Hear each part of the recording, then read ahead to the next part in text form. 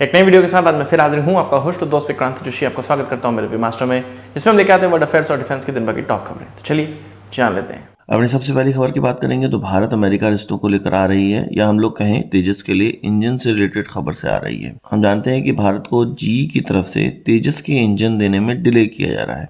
इसके अलावा जीई की तरफ से एक और इंजन जो कि जीई का 414 इंजन होता है, जो कि तेजस MK2 के लिए भारत के अंदर ही बनाया जाएगा, इसके प्राइस में नेगोशिएशन चल रहा है और ये कहा जा रहा है कि इसका प्राइस बढ़ गया है या जीई ने इसको बढ़ा दिया है।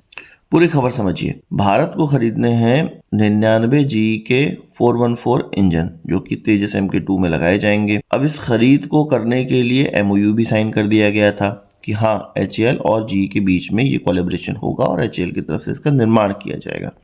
इसके प्राइस नेगोशिएशन चल रहा था। एक कमेटी बनाई गई है जो कि मार्च तक इसको फाइनल कर देगी और कॉन्ट्रैक्ट साइनिंग कर देगी कि भाई HAL अब लाइसेंस प्रोडक्शन इसका करेगा। तो हम जानते हैं कि साउथ कोरिया की तरफ से भी इसका लाइसेंस प्रोडक्शन किया जा रहा है जीई के 414 इंजन का।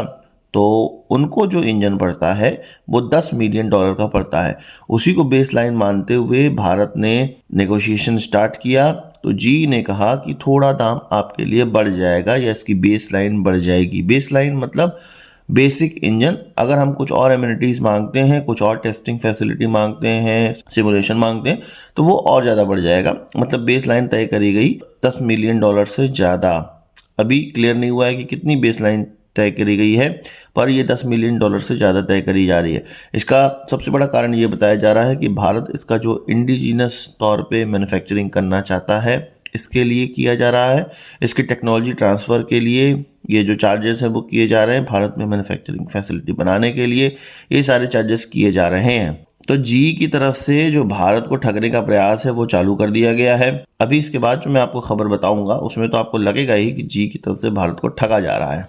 जो तेजस MK1A के लिए इंजन है, भारत की तरफ से जो सेलेक्ट किया गया था या भारत की तरफ से जो डिज़ाइन एयरक्राफ्ट को किया गया, जिस इंजन के लिए किया गया है, वो जीई के F404 IN20 इंजन के लिए भारत के तेजस को डिज़ाइन किया गया है, जो कि इसका एक और वेरिएंट है जो साउथ कोरिया बनाता है या साउथ कोरिया इस्तेमाल करता है अपने T50 में।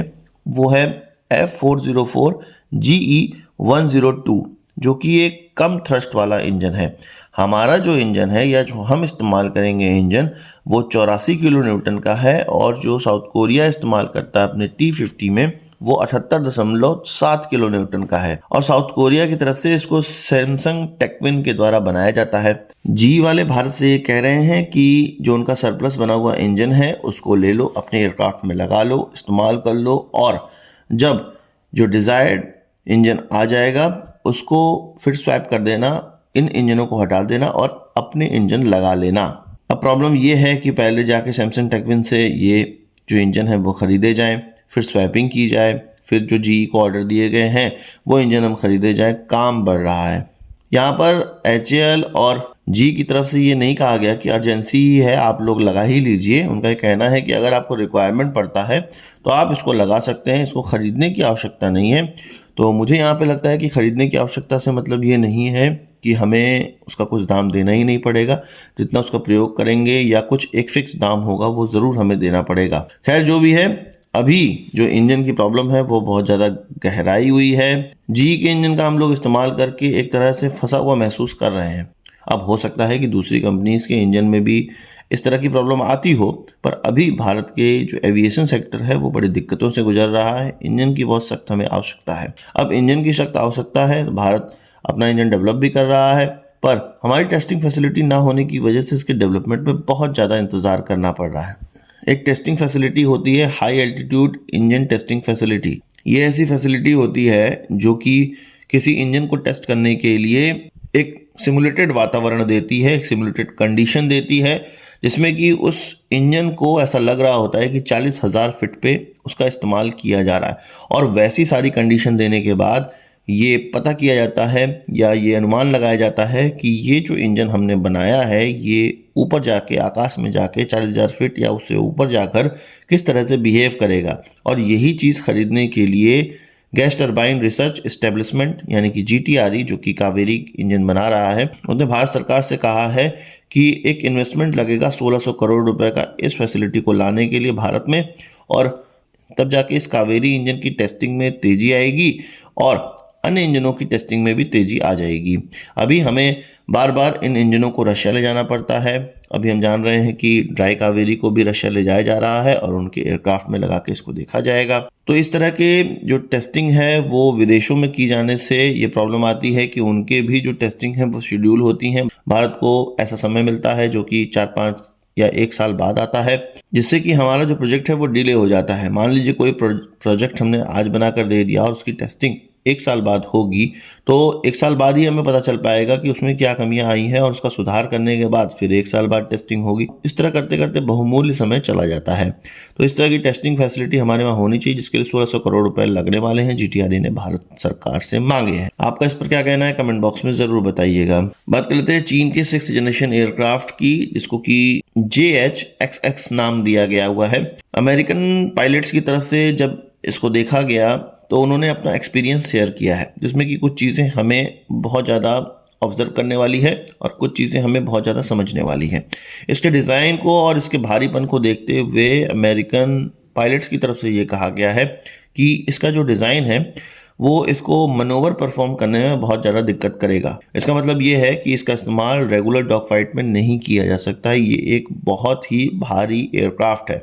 हाँ, इसके भारीपन को देखने से ये लगता है कि इसका इस्तेमाल बॉम्बर की तरह किया जाएगा और इसमें भारी भारी वजन लाद कर इसको किसी टारगेट के लिए भेजा जाएगा और वहां पर इसके द्वारा बॉम्बिंग की जाएगी। तो ये क्लियर हो रहा है कि ये एक डॉग फाइट वाला एयरक्राफ्ट या सुपर क्रूज करने वाला एयरक्राफ्ट नहीं है। ये एक बॉम्बर की तरह एयरक्राफ्ट इस्तेमाल किया जाएगा। उनका ये भी कहना था कि रडार वगैरह इसमें से हटा दिया गया है। इसका मतलब ये है कि इसका जो स्टिल्थ सिग्नेचर है या स्टिल्थ कैपेबिलिटी है उसको बढ़ाने का प्रयास किया गया है। नटसेल में उनका ये कहना है, या वो कहते हैं कि हमारे पास जो टेक्नोलॉजी, मतलब अमेरिका के पास जो टेक्नोलॉजी जो 20 से 15 साल पहले थी वो आज चीन के पास पहुंच चुकी है और इस डिज़ाइन को देखकर ऐसा ही लगता है। इसका मतलब ये है कि जो हमारी टेक्नोलॉजी थी वो किसी ना किसी तरह से स्पिनाच करके चीन तक पहुंची है और वहां पे अब इस टेक्नोलॉजी का इस्तेमाल हो रहा है। तो अमेरिकन पायलट्स भी इन एयरक्राफ्टों से प्रभावित हो चुके हैं। हाँ, वो ये कह रहे हैं कि डॉग फाइट में इसका इस्तेमाल नहीं किया जाएगा, इसका इस्तेमाल बॉम्बिंग वगैरह में किया जा सकता है। एक तरह से इसको बॉम्बर बनाया जा रहा है। आपका क्या कहना है इस पे कमेंट बॉक्स में जरूर बताइएगा। बात कर लेते हैं भारत पाकिस्तान रिश्तों की। पाकिस्तान के फॉरेन ऑफिस की तरफ से ये कहा गया है कि भारत की तरफ से पाकिस्तान के अंदर टारगेट किलिंग की जा रही है और ये वो लोग हैं जो कि कश्मीर के टेररिज्म से जुड़े हुए हैं, भारत के अंदर के जो कश्मीर है उसके टेररिज्म से जुड़े हुए हैं और इसके कंक्रीट एविडेंस पाकिस्तान के पास है कि भारत की तरफ से पाकिस्तान के अंदर टारगेट किलिंग की जा रही है। उनके फॉरेन ऑफिस की तरफ से ये कहा गया है कि ये चीज़ें सही नहीं हैं। भारत की तरफ से जो ये चीज़ें की जा रही हैं इसको एक्स्ट्रा जुडिशियल किलिंग कहा जाता है और इस तरह की चीज़ें नहीं होनी चाहिए। विश्व जगत भारत के खिलाफ इसके लिए मोर्चा खोले और भारत की तरफ से जो किया जा रहा है वो पाकिस्तान की ज़मीन पर गलत किया जा रहा है। सबसे पहली बात, भारत इस तरह की चीज़ों में इन्वॉल्व नहीं होता है। अगर इन्वॉल्व हुआ भी है तो बहुत अच्छी बात है। पाकिस्तान को परेशान करने के लिए हमें इस तरह की चीज़ें ही करनी चाहिए। आपका कहना है इसमें कमेंट बॉक्स में ज़रूर बताइएगा।